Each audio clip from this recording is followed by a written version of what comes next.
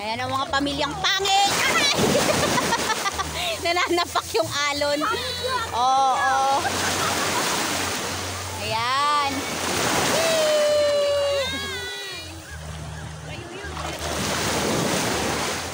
Hi!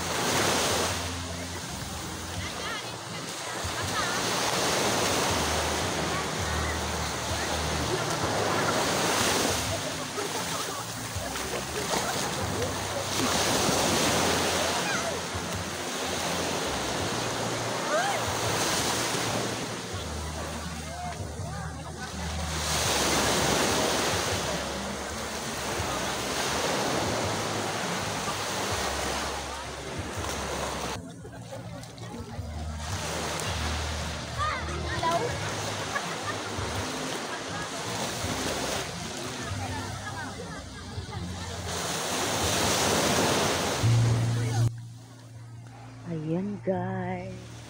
Oh, maya may music dito kaya magaan tayo. Magsasalita mo tayo. Ang ganda-ganda talaga dito ng tubig nila. Malinis. Sobrang linis ng tubig nila.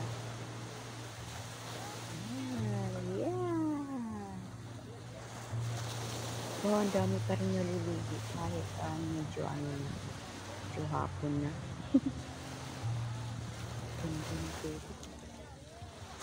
Mas mataas ang tubig pagkahapon na. Sa umaga, low tide dito.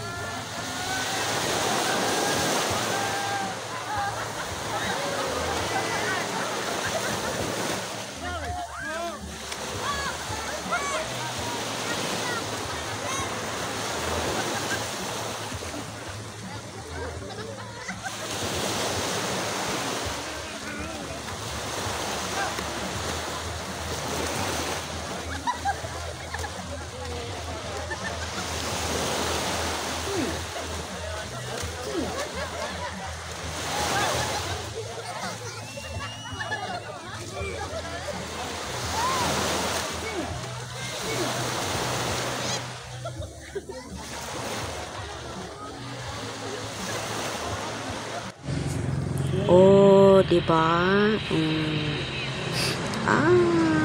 Ganda. So, ayan guys, as usual, no? Kailangan natin magsalita. So, ayan, enjoy yung aking mapamangkin ang ingay.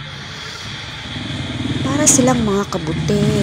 Ay, kabute. Bakit kabute? Butete. Sa dagat eh. Pag sa dagat, butete. Ay, naku. Ayan, tuwang-tuwa kasi syempre, minsan lang, bibihira lang po tayong makapunta sa dagat. Kaya ayan naman, sinusulit. Yan, paggabi na po yan. Pero nandiyan pa rin kami sa dagat. Lulublog kami dyan hanggat di pa kami tinatawag na kakain na.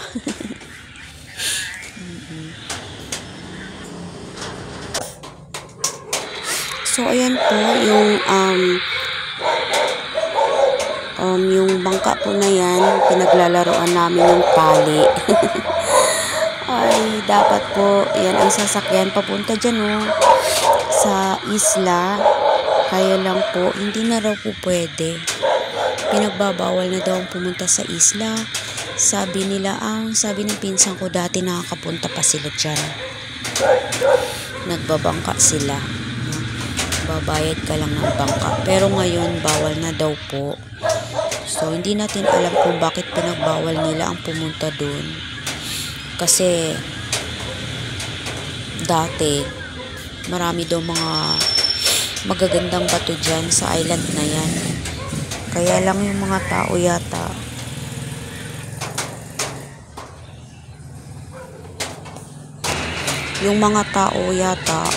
kinukuha daw yung mga bato dyan.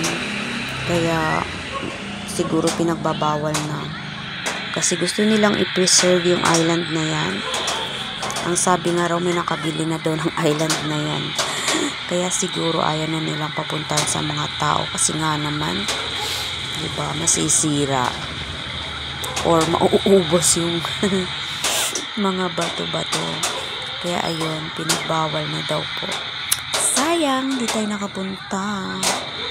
Meron dyan mga parang cave. Tapos maganda yung rock formation.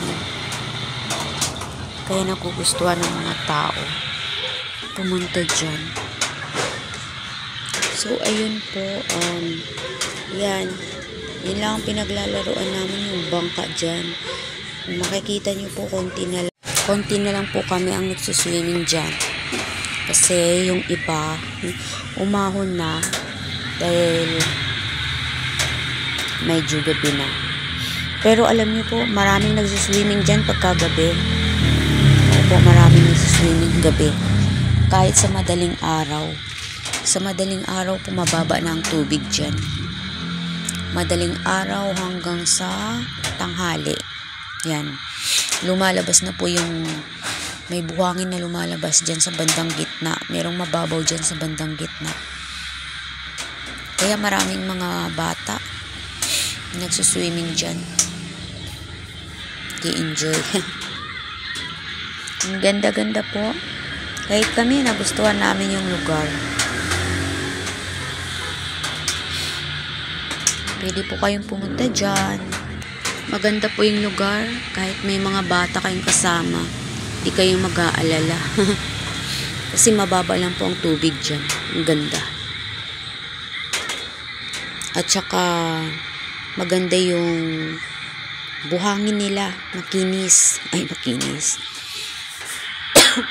Mapino po ang bato, mapino po ang mga buhangin dyan. Hindi po kagaya sa may mga ibang lugar na puntahan namin na medyo merong bato.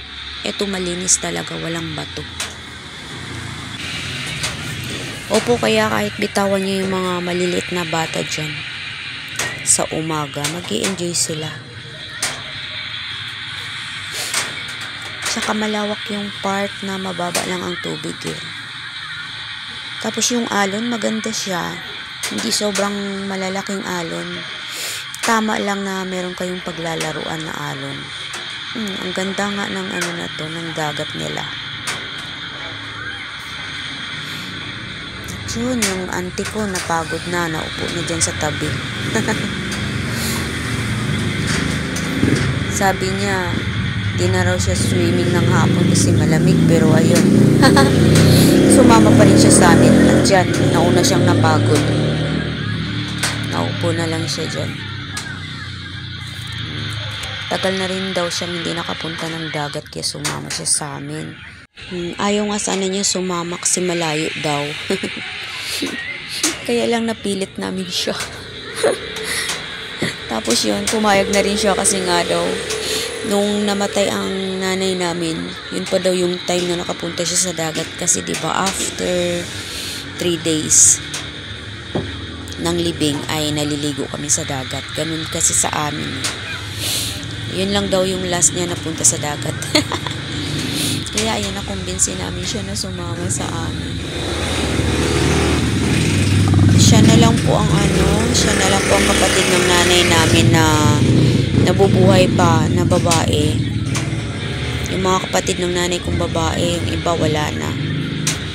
Siya na lang natirang kapatid na babae. Meron pang buhay sa probinsya, tatlong lalaki. Sa babae, siya na lang yan na lang. Siya na lang natirang babae. Kaya ayan, siya na lang din ang kinukulit namin. At saka siya lang nandito sa Maynila. Yung tatlo nasa probinsya. Ayaw nila pumunta dito. Ay, nako. So, yan po. Yan. Gaharutan pa rin po kami dyan. Umalis kami dyan sa tubig siguro mga 7 na yun or 6:30. Mga ganong oras na. Talagang sinusulit namin. Pero nung umaga, nag-swimming pa bago umalis. 5 o'clock hanggang 6:30. Pero ako hindi na talaga ako bumalik ng umaga. Kasi nga sinisipon